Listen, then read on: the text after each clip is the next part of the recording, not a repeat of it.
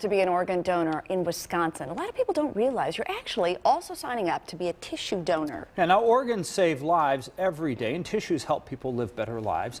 But what's happening behind the scenes of tissue donation might disturb you. Fox 6 investigator Megan Dwyer is here now with more on what she found. Megan? Brad, there's no doubt tissue donation is a generous act. Many people take comfort in knowing they can still help people, even in death.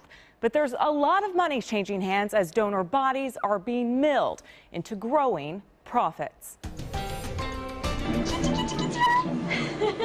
Alyssa Truitt was a happy little girl. But when she was born, her brain was filled with dangerous amounts of fluid. She would live for 2 miraculous years before her parents would be forced to make the hardest decision of their lives. We had decided at that time that we wanted her to be an organ and tissue donor. We wanted to do whatever we could to help some other parents not have to deal with what we were dealing with. Where's your smile? Alyssa's generous donations gave another little girl a second chance at life, and it inspired Alyssa's father to change careers. He would become what's called a tissue procurement technician, one of the people who removes tissue from a body. Skin, bones, tendons, everything that's not a living organ. Just kind of woke up one day and decided, you know what, I need to do this. Chris took a job at a tissue bank in Madison. Late at night, he'd get the call that someone had died. He'd rush to the scene. He did that for 5 years until something changed. We were eventually bought out by a for-profit company, and through that transition, of course, we switched from doing what's right by the donor and being stewards of the gift to monitoring the bottom line. It's what Truitt calls the dark side of tissue donation. The more tissue you can salvage, the bigger the profits, even if that means essentially butchering a body. There's a price tag on every piece of tissue that a human has. You can put a price on a bone, you can put a price on a square inch of skin, and it turned into making sure that we get all those pieces of bone, all that skin, maximizing the profits. And I couldn't do it anymore. Tissue banks like the one Truitt worked for get tissue from a variety of sources: funeral homes, hospitals, and also morgues. In February, Waukesha County did something nobody else had ever done in southeast Wisconsin.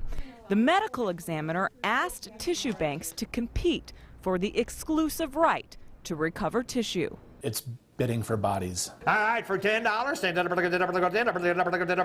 What if it wasn't just antiques on the auction block? 25, I go 25. Not jewelry, not toy cars, 20, and out 30. not collectibles, 35, and out 40. but body parts, knees, arms, tendons, skin. Sold at $50. For one, that would be illegal. In the United States, buying and selling organs and tissue is against the law. But there's a gaping loophole. Agencies can recover the reasonable costs of collecting body parts. In Milwaukee County, it's a fixed cost. Tissue banks pay $7,330 a month to use the morgue. In Sheboygan, it's $750 every time a tissue bank uses the facility. There are expenses for the supplies, there's expenses for shipping, so there has to be some way to reimburse the people doing the procedures. But I think the dollar values have gotten so disproportionate to what's actually being done. It's kind of scary. So when Waukesha County put a tissue contract out for bid, instead of setting a fixed cost for the use of the morgue, eyebrows raised. We bid out this fee, this contract, for a $60,000 minimum. An attorney for the Blood Center of Wisconsin wrote in a memo to the Waukesha County Board, the highest bid approach is unlawful.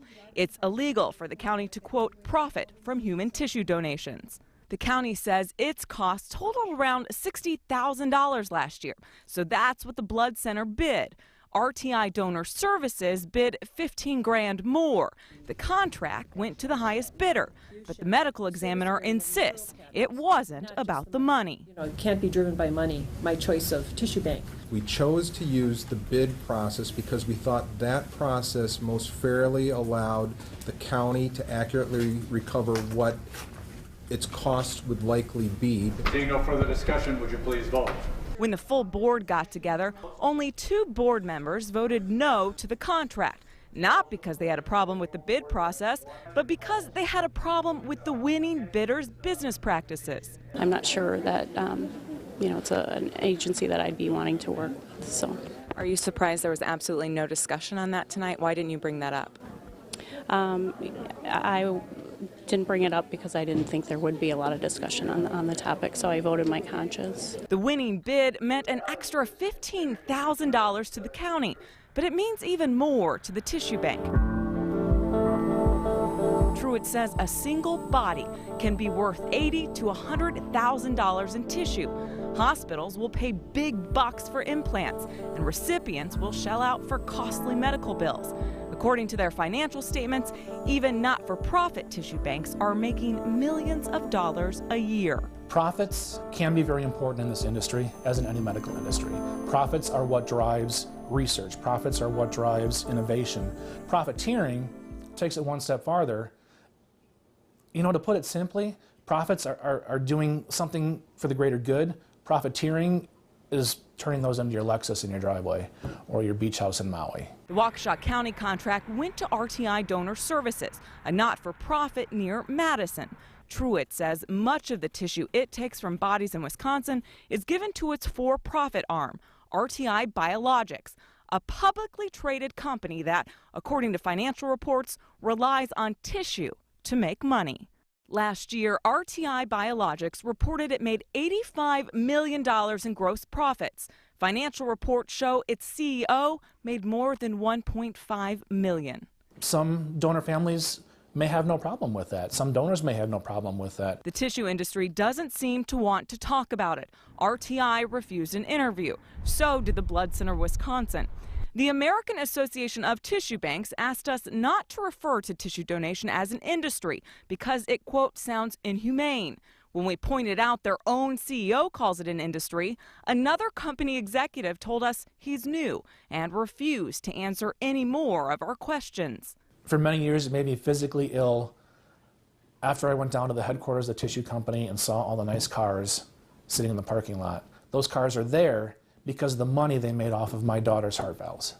And that is just wrong. Wrong, but not black and white. You say you don't want to discourage organ or tissue donation, yet you've stopped being a tissue donor. Explain that. So if you ask that burn victim, is profiteering worth it? You got the skin, your life was saved. They'll tell you absolutely.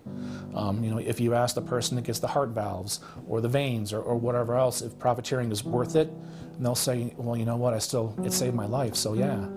If you ask the donor families, I don't know anybody that would say profiteering is a good thing. It's not worth it. Now, it's a very personal decision, but if you decide you want to be an organ donor but not a tissue donor, you can opt out. You just write no tissue on the back of your Wisconsin driver's license. Now, if you want to make sure your tissue goes to a specific tissue bank, one that you trust, you can do that too, but you will need a will or another legal document.